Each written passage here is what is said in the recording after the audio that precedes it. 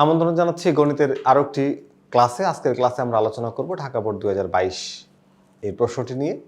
তো প্রশ্নটি তোমরা দেখতে পাচ্ছ যেখানে বলা আছে একটা উদ্দীপক এবং দুইটা উদ্দীপকের দুইটা পার্ট দেওয়া আছে, যে একটা কিউ এর ভ্যালু, একটা এন এর ভ্যালু। যাই হোক, প্রশ্ন কটা আমরা প্রথমে সমাধান করি। প্রশ্ন ক সমাধান করতে আমাদের উদ্দীপকের প্রয়োজন হচ্ছে না। এখানে বলা আছে কি বলতো, 4^2p -1 = 512 হলে পি এর মানটা নির্ণয় করো। তো আমরা এখানে এই কোশ্চেনটাকে তুলে নিলাম। দেখো 4^2p - 1 = 512। এইখান থেকে আমরা চাচ্ছি পি এর মানটা বের করতে। এইটা একটা সূচকীয় সমীকরণ। এই সমীকরণ থেকে আমরা যদি পি এর মানটা বের করতে চাই, তাহলে আমাদের হয় পাওয়ারটাকে সেম করতে হবে অথবা বেসটাকে সেম করতে হবে।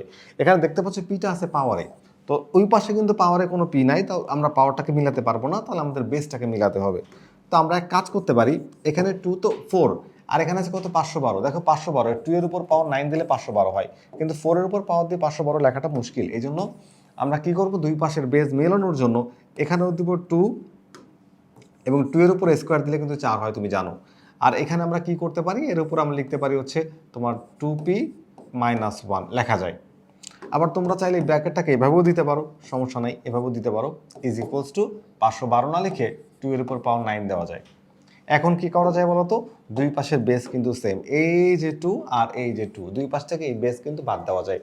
তো দুই পাশ থেকে বেস বাদ দিলে পাওয়ারগুলো থেকে যাবে। আমরা এখন পাওয়ারগুলো লিখব। তাহলে এখানে পাওয়ার আছে কি বলো তো, এই পুরোটাই লিখে দিই, 2 × 2p - 1 = 9। দুই পাশ থেকে বেস বাদ দিলাম। এখন আমরা এখান থেকে পি এর মানটা বের করতে চাচ্ছি। তাহলে কাজ করা যাক, এখানে গুণ করে দিই 2p আর 2p আর 2 যদি আমি মাল্টিপ্লাই করি তাহলে কী হবে বলো তো, 4p। আর এখানে -1 এর সাথে 2 মাল্টিপ্লাই করলে হবে -2 = 9।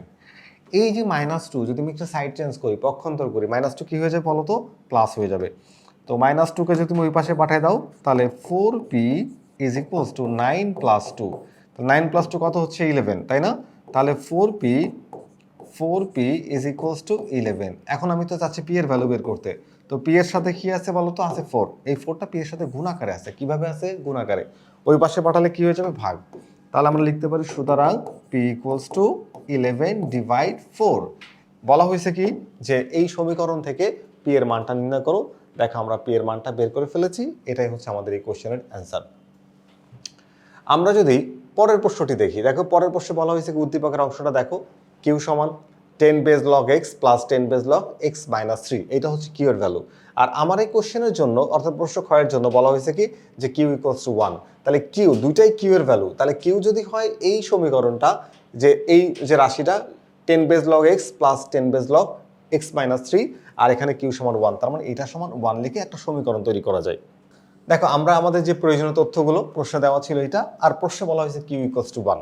তাহলে এটাও কিউ এর ভ্যালু, এটাও কিউ এর ভ্যালু। তাহলে আমি কি করতে পারি, দুইটাকে সেম করে দিয়ে একটা সমীকরণ তৈরি করতে পারি। সুতরাং বলা যায় যে 10 log x + 10 log x - 3 = 1। এটা লেখা যায়, যাই তো, হ্যাঁ লেখা যায়। ওকে, কারণ কিউ সমান সমান হচ্ছে এই সমীকরণটা দেওয়া আছে, আবার কিউ সমান 1 দেওয়া আছে। দুইটাকে সমান করে একটা সমীকরণ তৈরি হয়ে গেল। এখন আমরা এই সমীকরণ থেকে কি করব, এক্স এর মানটা বের করার চেষ্টা করব। তো এক্স এর মানটা বের করার জন্য এখন আমরা কি করতে পারি বলতো, এই লেফট সাইড থেকে 10 log আমি চাইলে 10 লগটা কি করতে পারি, কমন নিতে পারি। তো এখন কি করব, 10 লগটা কমন নিব। অর্থাৎ 10 ভিত্তিক লগ যদি কমন নিয়ে নিই, তাহলে এইখানে থাকবে হচ্ছে তোমার কি বলতো, থাকবে হচ্ছে এক্স। কি থাকবে, এক্স। ওকে, এই থাকলো এক্স। আর এখানে কি থাকবে বলতো, এটা তুমি কমন নিয়ে ফেলেছো, তাহলে থাকবে হচ্ছে x - 3। কি থাকবে, x - 3। তাহলে x - 3, যেহেতু এখানে যোগ চিহ্ন, তোমরা জানো সূচক এবং লগের ক্ষেত্রে আমরা যোগ থাকলে সাধারণত গুণ করি। যোগ থাকলে কি করি বলো তো, গুণ করি, কারণ হচ্ছে যোগের সংক্ষিপ্ত প্রকাশ হচ্ছে গুণ, তাই যোগ থাকলে এখানে গুণ হবে। ওকে, = আচ্ছা, এক কাজ করা যাক, এখানে আছে 10 log, এটা হচ্ছে লগের আর্গুমেন্ট, আর এইখানে হচ্ছে আমার 1 আছে। আমরা কি এটা লিখতে পারি না বলো তো? আমরা জানি যে লগের আর্গুমেন্ট এবং বেস যদি সেম হয় তার মান 1 হয়, অর্থাৎ a base log a = 1। তাহলে এখানে 10 log 10 = কি বলো তো, 1 হবে। তো আমরা এখানে 1 না লিখে যদি 10 log 10 লিখে দিই তাহলে কেমন হয়, ভালোই হয়, তাই না? তাহলে এখানে লিখবো হচ্ছে 10 log 10। কেন লিখছি, লেফট সাইডের সাথে মিলানোর জন্য। এখন দুই সাইড থেকে যদি আমি 10 লগটাকে বাদ দিয়ে দিই, দেখো এই যে এই পাশ থেকে 10 log আর এই পাশ থেকে 10 log বাদ দেওয়া যাবে, কারণ একটা সমীকরণের দুই পাশে একই জিনিস থাকলে বাদ দেওয়া যায়, কারণ এটা গুণ আছে, ওপাশে ভাগ হয়ে কাটাকাটি করে 1 হয়ে যায়, তার মানে এটাকে বাদ দেওয়া যায়। তো আমরা এই কাজটা এখন করব, দুই পাশ থেকে 10 বেজ লগটা বাদ দিয়ে দিলাম। আর এই 10 বেজ লগটা কোথা থেকে আসছে? আসছে হচ্ছে এই 1 থেকে, কারণ কি আমরা জানি 10 base log 10 is equals to 1, তাহলে 1 তুলে দিয়ে আমরা এটা লিখতে পারি। ওকে, আসো এবার একটু সামনের দিকে আগাই। তাহলে 10 বেজ লগ 10 বেজ লগ বাদ এখানে থাকবে হচ্ছে x into x minus 3 is equals two 10, এই 10টা থেকে যাবে, থেকে গেল। ওকে, এখন এদের মধ্যে গুণের সম্পর্ক, তুমি গুণটা করে দাও। গুণটা করে দিলে কি হচ্ছে দেখো, গুণ করে দিলে যা হচ্ছে তা হচ্ছে x আর x গুণ করলে হবে এক্স স্কোয়ার, এক্স আর মাইনাস 3 গুণ করলে হবে মাইনাস 3x।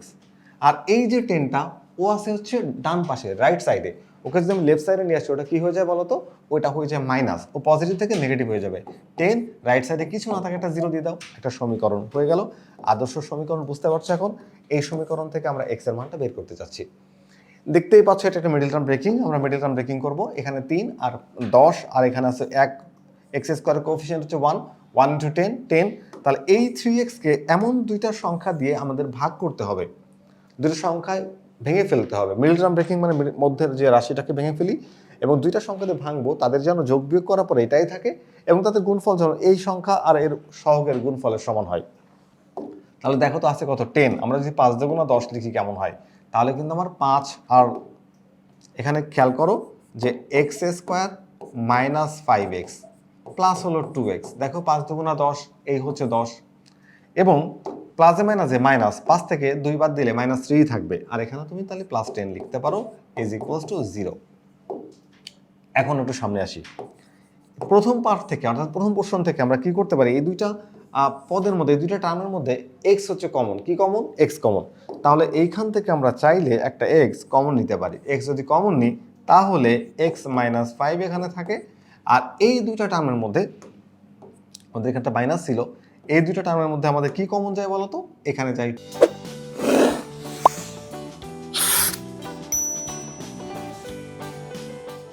2 কমন, কি কমন যায়? 2 কমন। তো প্লাস 2 যদি আমি কমন নিই তাহলে এখানে থাকবে হচ্ছে এক্স প্লাসে মাইনাসে মাইনাস, কমন নেওয়া মানে ভাগ করা, এই 10কে তুমি যদি 2 দিয়ে ভাগ করো তাহলে 5 দুগুণা 10 হয়ে যাবে। কি হয়ে যাবে? 5 দুগুণা 10। তাহলে এখানে কত পাচ্ছি? 5 ইজ ইকুয়ালস টু 0। আচ্ছা, এখন একটু খেয়াল করি, এইখানে দেখো এক্স মাইনাস 5 আর এক্স মাইনাস 5, এক্স মাইনাস 5 আর এক্স মাইনাস 5, তো এখান থেকে আমরা কমন নিতে পারি কি বলো তো, এক্স মাইনাস 5, আর এখানে কি আসবে? X plus 2 is equals two 0। X plus 2 is equals two কি? 0। দেখো দুই বা ততোধিক রাশির গুণফল যদি শূন্য হয় তবে প্রত্যেকটি পদ সমান বা প্রত্যেকটি রাশি সমান শূন্য লেখা যাবে। তাহলে আমরা আলাদা করে এখানে either x minus 5 equals to 0 or x plus 2 is equals two 0। তাহলে এখানে আমরা লিখতে পারবো যে হয় x minus 5 is equals to 0, so x equals to 5, or x plus 2 is equals to 0, তো x equals to কি হচ্ছে বলো তো, এখানে x equals to minus 2 হচ্ছে। এই minus 2 এই মানটা আবার গ্রহণযোগ্য না, কারণ লগের যে আর্গুমেন্ট এটা আমাদের নেগেটিভ হয় না, লগারিদম শুধুমাত্র ধনাত্মক সংখ্যার জন্য সংজ্ঞায়িত। তো ধনাত্মক সংখ্যার জন্য সংজ্ঞায়িত হলে আমরা কিন্তু এই মানটাকে অ্যান্সার দিতে পারছি না, এটা তাহলে আমাদের গ্রহণযোগ্য না। তাহলে অ্যান্সার হচ্ছে কি, এক্স এর ভ্যালু চাচ্ছে, ওরা চাইছিল কি এক্স এর ভ্যালু বের করে, এক্স এর ভ্যালু কিন্তু আমরা পেয়ে গেছি। সেটা কি? সেটা হচ্ছে এক্স এর ভ্যালু হচ্ছে 5। তো আমরা কিন্তু আমাদের ইজি ম্যাথ বইয়ের মধ্যেও কিন্তু এটা অনেক সহজে তোমাদের জন্য দেখো এই যে করে রেখেছি। কেন যে এটা গ্রহণযোগ্য না তার কারণ এখানে ব্যাখ্যা করা হয়েছে, যা গ্রহণযোগ্য নয় কারণ হচ্ছে ধনাত্মক সংখ্যায় লগ এর মান সংজ্ঞায়িত, কোন ঋণাত্মক সংখ্যার জন্য সংজ্ঞায়িত না। তাহলে এক্স এর মান কত হচ্ছে? 5। এক্স এর মান হচ্ছে 5। আমরা যদি কোশ্চেনের এবার পরবর্তী অর্থাৎ আমাদের সর্বশেষ প্রশ্ন, আজকের সৃজনশীল প্রশ্নের শেষ প্রশ্ন, প্রশ্ন গ, প্রমাণ করো যে n ইকুয়ালস টু 7। কি প্রমাণ করতে হবে? n। আচ্ছা, n কোত্থেকে আসলো একটু দেখি। n আসছে এখান থেকে, এই যে n ইকুয়ালস টু একটা রাশি দেওয়া আছে যেখানে 7 to the power m plus 1 divide 7 to the power m into n minus 1 divide, এই যে একটা সমীকরণ দেওয়া আছে দেখতে পাচ্ছ একটা রাশি। তো এখানে হচ্ছে n সমান এত বড় একটা জিনিস দেওয়া আছে, আর এই কোশ্চেনে আমাকে প্রুফ করতে হবে যে n এর মানটা হচ্ছে 7। কি প্রুফ করতে হবে? যে n ইকুয়ালস টু 7। তো পুরো কোশ্চেন থেকে আমরা n এর মানটা 7 প্রুফ করতে চাচ্ছি। আমি প্রথমে কোশ্চেনটাকে তুলে নিলাম, হ্যাঁ, লেফট সাইডটা তুললাম, রাইট সাইডে আমাদের 7টা হচ্ছে অ্যান্সার হবে। তাহলে এবার আমি এই কোশ্চেনটাকে একটু n এর মানটা একটু বসাই দেই। এটা তোমাদের কোশ্চেন দেওয়া ছিল, সেই ভ্যালুটা তুলছে। এখন আমি এইখানে মানটা একটু তুলবো, তাহলে n এর পরিবর্তে এখন পুরোটাকে লেখা যাবে 7 to the power m plus 1 divide হচ্ছে 7 to the power m minus 1 divide এখানে কি আছে বলো তো 49, তো 49 এই 49 to the power m plus 1 আর হচ্ছে 7 to the power m minus 1 into m plus 1, আর এখানে দেখো cubic root 7 to the power 9। এই কোশ্চেন থেকে আমাকে দেখাতে হবে যে এই কোশ্চেনটার অ্যান্সার হচ্ছে 7। আচ্ছা চল এবার একটা সমাধান করি আস্তে আস্তে করে। আমরা যদি একটু দেখি যে ধরো এখানে যা আছে তা থাকলো, কিছু করলাম না, একটু ভেঙেই তোমাদের জন্য করি। এখানে যদি আমি দেখো এখন আমরা কি করব, এখানে পাওয়ারগুলোর মধ্যে একটু হিসাব করে দিব। প্রথমেটায় যা ছিল তাই বসাই দিলাম। এখানে দেখো এই যে M R into M minus 1, এখানে যদি গুণ করে দিই তাহলে কী হবে 7 টু দ্য পাওয়ার এম আর এম গুণ করলে হবে এম স্কোয়ার, আর plus a minus a minus m, এখানে এম এর সাথে 1 গুণ করলে এম হবে। এখানে আমরা একটু সেম কাজ করার চেষ্টা করব। দেখো একটু কি করার চেষ্টা করবো আমরা, এই জায়গাতে দেখো এখানে কি করা যায় বলো তো, আমরা এখানে এই 49কে আমরা চাইলে 7 স্কোয়ার দিয়ে লিখতে পারি। কি লিখতে পারি 7 স্কোয়ার ইন্টু এম প্লাস 1। আচ্ছা এখন দেখো এখানে একটু দেখো যে এটার সাথে এটা আবার গুণ, দুইটা পাওয়ারের মধ্যে গুণের সম্পর্ক। তো এমটাকে তুমি এ ধরো, ওয়ানটাকে বি ধরো, তাহলে a minus b into a plus b square minus b স্কোয়ারের ফর্মুলা। কিসের formula? A square minus b স্কোয়ারের ফর্মুলা। তার মানে এখানে চাইলে তুমি এম স্কোয়ার মাইনাস 1 স্কোয়ার, 1-এর উপর তো স্কোয়ার দেওয়া লাগে না, তাই এটা লিখতে পারবা। আর এই জায়গাতে কি হচ্ছে বলো তো, এই যে কিউবিক রুট 7, 7-এর উপর 9, তাহলে তুমি কিন্তু এভাবে লিখতে পারো যে কিউবিক রুট মানে হচ্ছে পাওয়ার 1/3, তাহলে 7 to the power 9 two the পাওয়ার 1/3 এইভাবে লিখতে পারো। এখন এখানে আর এখানে বেস তো সেম, দুইটার বেস যদি সেম হয় তাহলে কি করা যায়, একটা বেস কমন নেওয়া যায়, নিলাম। তাহলে উপরের টাপকে বসায় দাও, তাহলে এখানে কি বসবে হচ্ছে এম প্লাস 1, আর এটা কি চিহ্ন? ভাগ চিহ্ন। ভাগ মানে হচ্ছে এখানে সূচকের নিয়ম হচ্ছে বিয়োগ হবে, তাহলে মাইনাস এম স্কোয়ার, আর এখানে মাইনাস, এটা ভাগ মানে বিয়োগ, আর এই হচ্ছে বিয়োগ, তাহলে মাইনাসে প্লাস এম লিখতে পারবা।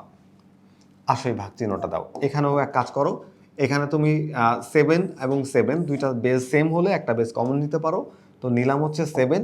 তাহলে এখানে এটাকে প্রথমে বসাবো এবং গুণ করে বসাবো 2 ইন্টু এম, 2m, আর 2 ইন্টু 1 তাহলে 2, তাহলে এখানে একবারে লিখে দিই হচ্ছে 2m প্লাস হচ্ছে 2, এটা কি চিহ্ন? ভাগ চিহ্ন। ভাগ চিহ্নের জন্য হবে বিয়োগ, তাহলে মাইনাস এম স্কোয়ার, আর মাইনাস আর এই মাইনাস হয়ে যাচ্ছে প্লাস, তাহলে এখানে লেখো প্লাস 1। তো এখানে আমরা দেখতে পাচ্ছি কি বলতো, এখানে দেখতে পাচ্ছি একটা তোমার হচ্ছে 7-এর উপর, এখানে যদি পাওয়ারটার মধ্যে হিসাব করি তাহলে এখানে 9 কিন্তু একের সাথে গুণ হবে, 9 ভাগ হলো 3, তাহলে কত থাকতেছে বলতো, থাকবে হচ্ছে 3 3 9 3, এক্স মানে 7-এর উপর পাওয়ার থাকবে হচ্ছে 3, কত থাকবে 3। ওকে, তাহলে এখানে আমরা লিখতে পারবো হচ্ছে 7 কিউব। ওকে, আচ্ছা এইবার যদি আমরা এক কাজ করি, এখান থেকে একটা বেস কমন নিয়ে নিই। দেখো সবার বেস তো সেম, তাহলে এই হচ্ছে 7, এই হলো 7, আর এই হলো 7 বেস। তো বেস যদি কমন নিয়ে নিই, একটা বেস নিই, তাহলে কি হয় একটু হিসাব করে বসাবো। ধরো এই একটা বেস কমন নিলাম, এখানে প্রথম পার্টের হিসাবটা করি, এম আর এম অ্যাড করলে হয় 2m, কি হয় বলো তো 2m, এই লিখে দাও 2m। আচ্ছা এবার এই যে মাইনাস এম স্কোয়ার লেখো, আর প্লাস হচ্ছে 1 গেল। এবার আসো এখানে, তো তুমি তো এই 7টা কমন নিছো একবারেই, তাই না? তো যদি কমন নাও তাহলে এখানে কিন্তু ভাগ চিহ্ন, এটা কি চিহ্ন বলো তো, এটা হচ্ছে ভাগ চিহ্ন। তো ভাগের কারণে কি হয়, ভাগের কারণে যেটা হয় আমাদের ভাগের কারণে চিহ্নটা পরিবর্তন হয়, মাইনাস আর মাইনাসের সময় চিহ্নগুলো পরিবর্তন হয়। এটা -2m, এটা মাইনাস, এটা প্লাস, প্লাসে মাইনাসে -2, এটা মাইনাস, এটা মাইনাস, তাহলে মাইনাসে প্লাস m স্কোয়ার -1। আর এইটা কি বলতো, এটা হচ্ছে এখানে গুণ মানে হচ্ছে যোগ, তাহলে এম 3 তো কমন নেওয়া, তাই না? 3 যদি সরি এম 7 তো কমন নেওয়া, তো 7 যদি কমন নেওয়া হয় এখানে শুধু 3 থাকবে, এই +3 লিখে দাও। এবার চলো আমরা হিসাব করে দেখি যে এটার মান আসলে 7 আমরা শেষ পর্যন্ত পাই কিনা। দেখো এই জায়গাতে প্রথমে একটা 7 লেখো, লিখে দিলাম বেসটা।